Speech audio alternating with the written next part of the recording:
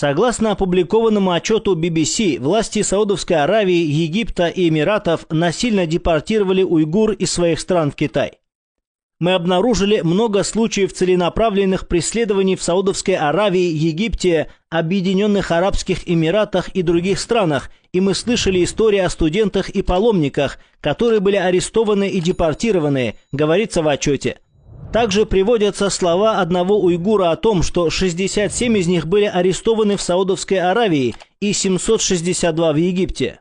Ранее британская газета The Observer опубликовала отчет, в котором интересовалась причинами молчания мусульманских стран в отношении преследования уйгуров в Китае. Газета указала, что такие страны, как Пакистан, Саудовская Аравия, Египет, Объединенные Арабские Эмираты и Алжир помогли Китаю в 2019 году предотвратить принятие резолюции ООН, требующей разрешить международным инспекторам въехать в Синьцзянь, где проживают уйгуры. Министр иностранных дел Саудовской Аравии Фейсал ибн Фархан заявил 7 июля, что его страна поддерживает территориальную целостность Китая, игнорируя в то же время насилие Пекина в отношении уйгурского мусульманского меньшинства.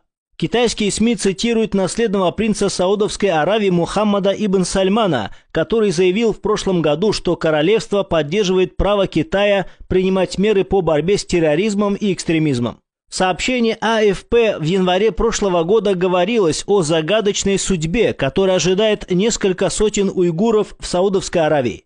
В июле 2019 года Китай поблагодарил Объединенные Арабские Эмираты за поддержку кампании по обеспечению безопасности, проводимой властями Синьцзяня.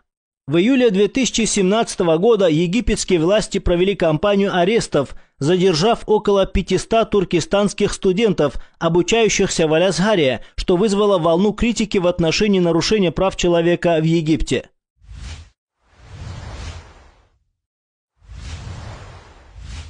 В глобальной войне против ислама мусульманские правители выполняют роль отравленного кинжала, которым Запад пронзает тело этой уммы. После восстаний в умме правители и те, кто за ними стоит, начали открытую войну, в которой бросают вызов мусульманам и их религии. Они как будто убедились в том, что умма приняла решение вернуться к своей религии и что теперь настало время открыто показать, на чьей они стороне.